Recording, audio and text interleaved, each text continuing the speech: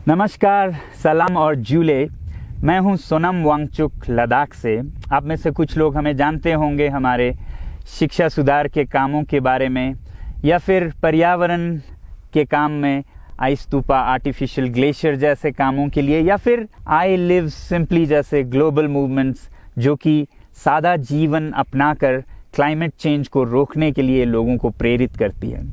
मगर दोस्तों, आज मैं इन चीज़ों के बारे में नहीं बल्कि आप लोगों को एक बहुत ही ज़रूरी संदेश देने के लिए आया हूं, जो कि चीन और भारत के बीच अभी जो टकराव और तनाव की स्थिति बनी है, इसके बारे में आपकी क्या जिम्मेदारी है।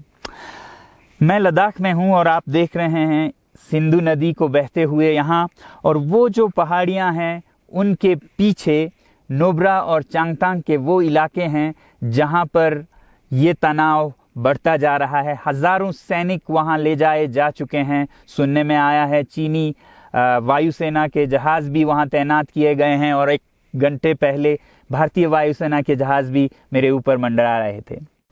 सामान्यतः जब सीमा पर तनाव होता है तो हम आप जैसे नागरिक ये सोचकर सो जाते हैं रात को कि सैनिक इसका जवाब दे देंगे। मगर मैं आज आप लोगों को ये ज़रूरी बात बताना चाहता हूँ कि इस बार सिर्फ सैनिक जवाब नहीं, दो तरफा जवाब हो और उसमें नागरिक जवाब भी हो। तो आप जैसे नागरिक दिल्ली, मुंबई और बेंगलोर और अनेक शहरों से क्या कर सकते हैं इसमें, ये समझने के लिए पहले हमें समझनी होगी चीन की ये हरकत और वो ऐसा क्यों कर रहा है। आपने देखा होगा कि ये सिर्फ भारत के साथ नहीं हो रहा है, बल्कि पिछले कई हफ्तों से चीन ये दक्षिण चीनी सागर में वियतनाम, ताइवान और अब हांगकांग के साथ भी छेड़खानी कर रहा है। और मेरा ये विश्लेषण है कि वो ये सब किसी देश के साथ दुश्मनी के वजह से ज़्यादा अपने अंदर की समस्याओं को सुलझाने के लिए कर रहा है।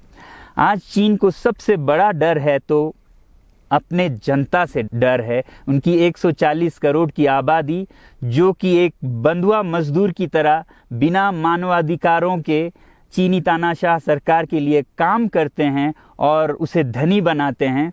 जब वो नाराज़ हो जाए तो फिर एक क्रांति की सी परिस्थिति बन पड़ती है, और इससे चीन बहुत डरता है। आज कोरोना के प्रकोप के बाद चीन में फैक्ट्रियां बंद हैं, एक्सपोर्ट्स बंद हैं और बेरोजगारी 20% तक बढ़ चुकी है। लोग बहुत नाराज़ हैं, क्रांति हो सकती है, तख्ता पलट हो सकता है। इसीलिए चीन पड़ोसियों से दुश्मनी करके अपनी जनता को अपने साथ जोड़ने में लगा हुआ है, और ये पहली बार नहीं कर रहा है। 1962 में जब भारत के साथ जंग की तो वो जंग भी उसने अपने जनता को संभालने के लिए की थी। तब 4 साल का अकाल और भूखमरी हुई थी, और इससे ध्यान हटाने के लिए ये जंग की थी। चीन के लिए अपनी जीडीपी और जो खुशहाली है उसे बढ़ाते रहना बहुत ही ज़रूरी है, और जिस दिन जीडीपी घट जाए वहाँ की जनता क्रांति के लिए तैयार है। मैं तो कहता हूँ कि इस बार भारत की बुलेट पावर से भी ज़्यादा वॉलेट पावर काम आएगी। जो नागरिक पैसा खर्चते हैं चीन के सामान को खरीदने में, ज़रा सोचिए, हम आप भारतीय उद्योग को मारकर चीन से मूर्तियों से कपड़ों तक हर साल 5 लाख करोड़ के सामान खरीदते हैं, और फिर यह पैसा आगे जाकर हमारे सीमा पर हथियार और बंदूक बनकर हमारे सैनिकों के मौत का कारण बन सकती हैं। तो इसलिए अगर हमारे देश के 130 करोड़ लोग और 3 करोड़ जो भारतीय बाहर के देशों में हैं, सब मिलकर भारत में और बल्कि दुनिया भर में एक boycott made in China movement या अभियान शुरू करते हैं, तो आज दुनिया भर में चीन के प्रति रोष है।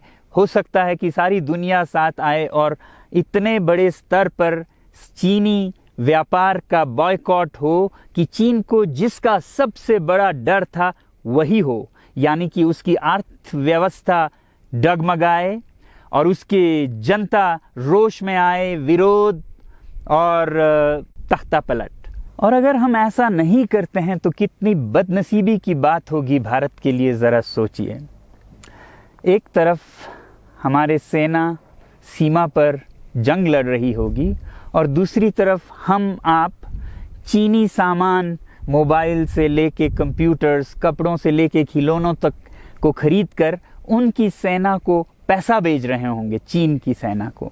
ये तो हुई हार्डवेयर की बात। दूसरी तरफ हमारी युवा चीनी सॉफ्टवेयर, एप्स, गेम्स जैसे टिकटॉक, शेयरिट, इन सब में मस्त, उन्हें दूसरी तरफ से करोड़ों करोड़ों का पैसा भेज रहे होंगे। तो इसलिए बहुत ज़रूरी है कि हम एक नागरिक जवाब ज़रूर दें और इसे एक अभियान बनाएं, ग्लोबल मूवमेंट की तरह। ये बॉयकॉट मेड इन चाइना का जो अभियान है वो भारत के लिए भी एक वरदान साबित होगी। जैसा कि हमारे प्रधानमंत्री ने एक विजन हमें दिया था स्वावलंबन का, सेल्फ रिलायंस, वो तब हो सकता है जब हमारे अपने उद्योग फलें फूलें। और जब हम बॉयकॉट करते हैं इन सामान का तो अपने देश के उद्योग का, उत्पाद का हम प्रयोग करेंगे और उससे मजदूरों को रोजगारी मिलेगी और सारा देश खुशहाल होगा। बजट होगा कि हम और अच्छी तरह से टक्कर ले सकें सीमा पर भी। तो इसके लिए मैं आप लोगों से अपील करता हूं कि जहां तक ऐप्स और सॉफ्टवेयर की बात है तो हमारे युवाओं को एक हफ्ते में उन्हें अनइंस्टॉल करना चाहिए। Boycott made in China, software in a week and hardware in a year.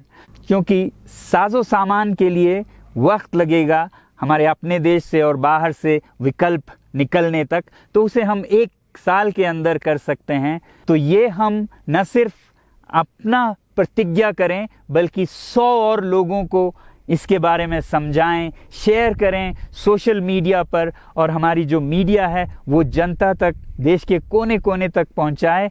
और जैसे ही इसका असर दिखने लगेगा, इंटरनेट से ऐप्स लाखों में, करोड़ों में अनइंस्टॉल होंगे, तो चीन को संदेश साफ जाएगा और यही एक तरीका उसे मेज़ पर पहुंचा सकती है जहां पर कि बातचीत हो शांति की। तो जाते जाते मैं ये बता दूं कि मैं क्या करने जा रहा हूं। इस फ़ोन पर जो भी चीनी ऐप्स हैं उन्हें तो मैं 1 हफ्ते में हटा रहा हूं, बल्कि ये फ़ोन जो कि चीन में बना है इसे भी मैं 1 हफ्ते में अपनी ज़िंदगी से अलग कर रहा हूं। और 1 साल के अंदर हर वो चीज़ जिस पे मेड इन चाइना लिखा है उसे ज़िंदगी से निकालने जा रहा हूं।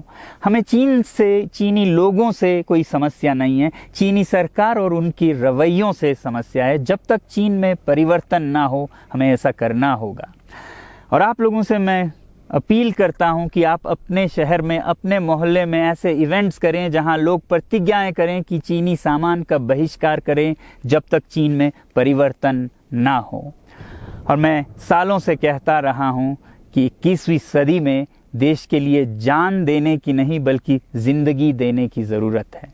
लद्दाख में बढ़ते हुए ये देश के लिए जान देने का कारोबार बहुत देखा, और जहां एक तरफ मैं सलाम करता हूं उन लोगों के लिए, उन लोगों को जिन्होंने देश के लिए जान दिया, मगर इस 21वीं सदी में मेरा ख्याल है कि देश के लिए जान देने की नहीं, ज़िंदगी देने की ज़रूरत है।